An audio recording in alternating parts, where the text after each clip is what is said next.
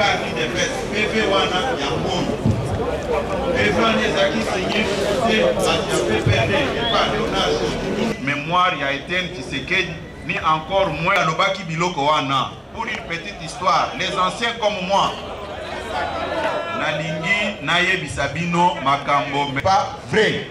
Tokende kosolola de la même manière que tosolo pona kozon sabino na histoire ya ba biso IDPS to bengana ye za kolobango devant la presse là à travers Kafko tango ake kokutana na ye situation wana très bien puisqu'à l'époque amemaka na mutu kapwako et puis pona bao bayebite na uti kolobake biso to bengana auto exclusion na ye yangoyo to bengana kaye le 26 octobre. Décision auto bengana kaye yangoyo. Yokani nakanisi makambo ezebele parce que eza sérieux pourquoi c'est là un grand parti pour faire la presse. J'aurai mon temps pour expliquer bino.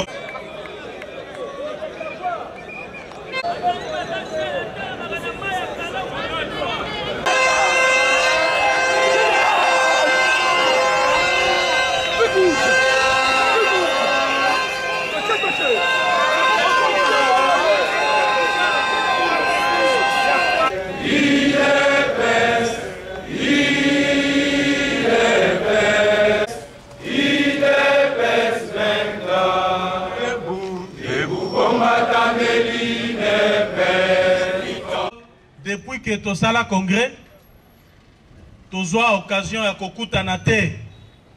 Alors que moment tu as koleka, ezali moment moko très difficile. Et sengeli to reprendre na ba habitude malamu, ba habitude na biso yo et salisa ki biso et to résister après liwa président Tshisekedi. To résister, to battre la partie, les loyaux partis Zamakasi. C'est parce que tu as qui d'habitude, il y a kokutana régulièrement, il y a koebisana makambo awa, pour être tozalaka makasi. Kasi lelo, to bengi sibino, on a deux motifs. Ya liboso ezali kopé sabino position ya parti par rapport à processus électoral. Sikoyo tozali wapi seni opposition pouvoir toza wapi. Et enfin na ko présenter bino ba candidat candidat Nabino na députation provinciale pour la ville à Kinshasa et je le ferai aussi pour la province nous on visiter incessamment parce que déjà na début il y a mois d'août na continuer périple na ngane na sabanda kia na Kasai bisi bomoni bango bomoni bango bien OK.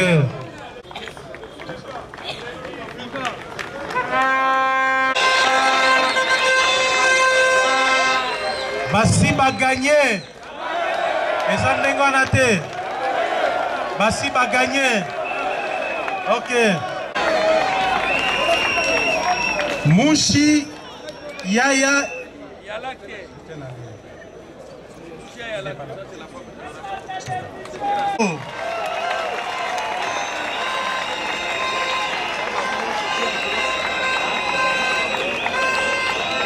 Bakolonga to bakolonga te.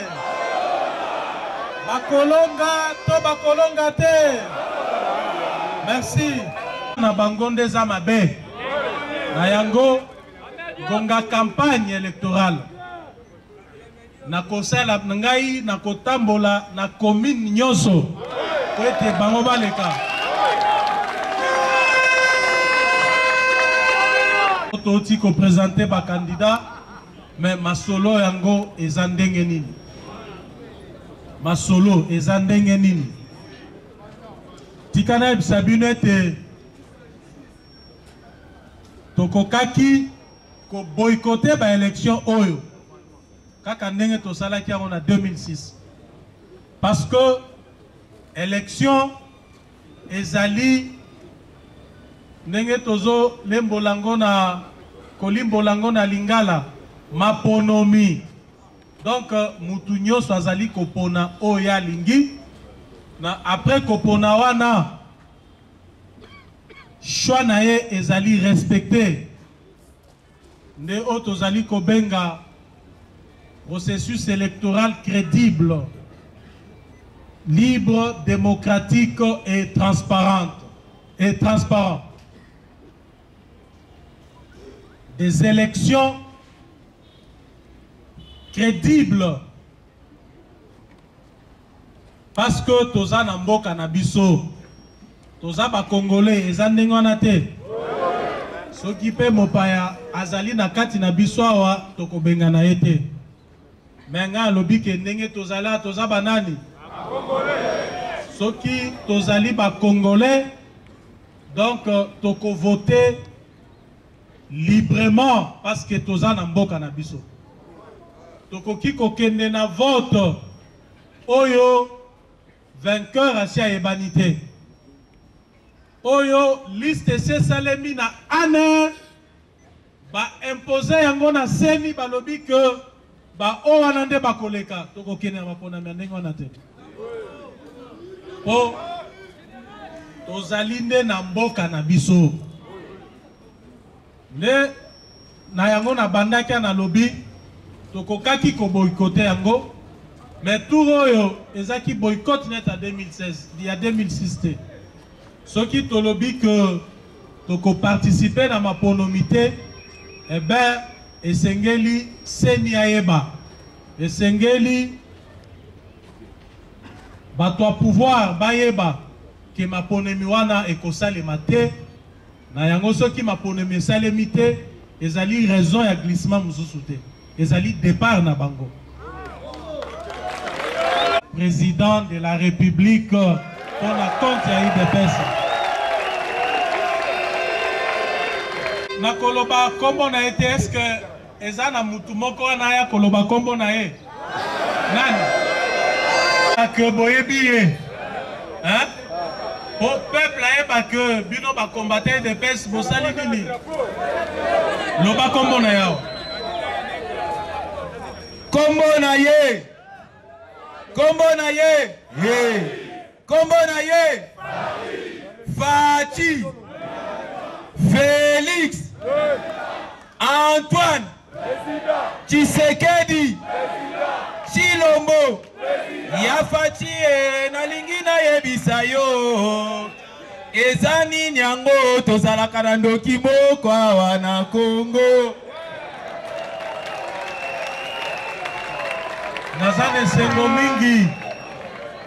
nazane sengo mingi parce que boyebi candidat na bino na boyi ba polémique ya pamba na boyi nini candidat ya UDPS pe ya peuple congolais azali Monsieur Félix Antoine Tshisekedi. Parce que $100,000 tozanango.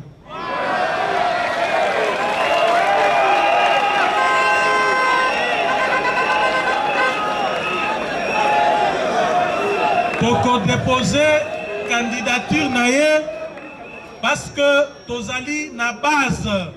Tozali parti du peuple.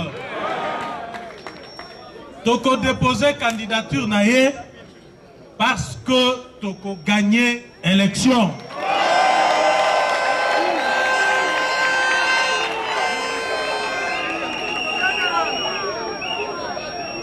Na base était polémique ezate. Po nalingi te après na réseaux sociaux baloba voilà Kabound aza fougueux à combattre candidature unique à opposition. On a combattre Moutouté. Ozo Canabien. na combattre Moutouté. Na lobby que UDPS a candidat naé, Wazali candidat du peuple à la personne de M. Félix Antoine Tshisekedi. Point barre. Ba préalable. Ah, voilà. Desika na ebisi bino. Bisika ba kozwa ba problème. Parce que vraiment tozali ko jire kaka na liwa ya président na biso to kundina noté. To jire lisusu na makila ba combattant nyonso oyo ba kufa na lito oyo. Makila na bango telemi liboso na biso net sacrifice munene po na mboko oyo. Toko accompagner Moutouté dans le processus. Toko accompagner super chéri électoral T. Soki Nanga a tché machine à voter, machine à voler, pembelité. Batali likamwa fichier électoral o ezali na 10 millions ya ba fictif. Va changer rapporteur o azali délégué na biso na senité. Yasuka boyebe zanini. Ba libérer ba opposant politique nyonso.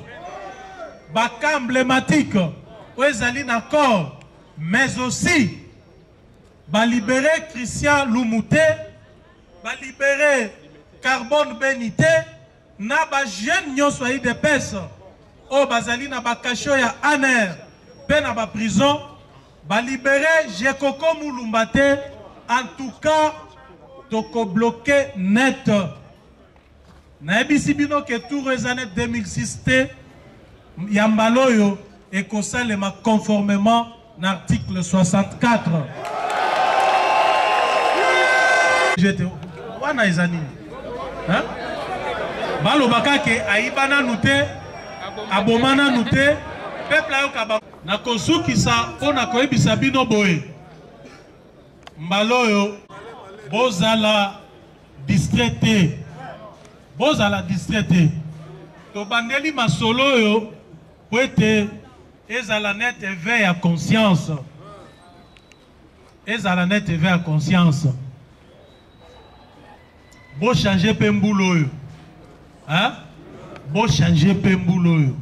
Na 2017 o besoin qui na 2017 wana o tozanga ikozo en 2017 tozo ngombulo yo. Hein? Boebi bino moko boebi sika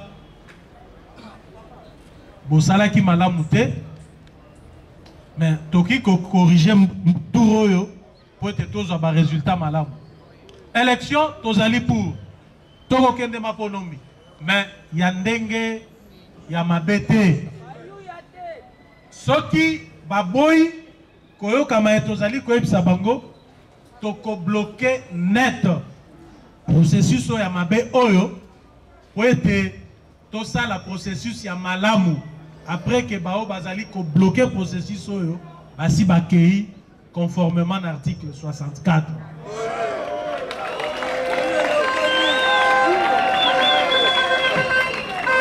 Nazali kosenga pona kosukisa ba combattante na ba combattant UDPS bozala uni, bozala soudé, bolingana, bozala divisé te, parce que bitumba oyo tolingi to affronter munguna esengeli na biso tozala uni. Boyoka ba makambo lukuta oyo ezali kosalema na ba laboratoire ya bato pouvoir pona ko diviser binote. Bo banda ko identifier mbala moko ba infiltrer.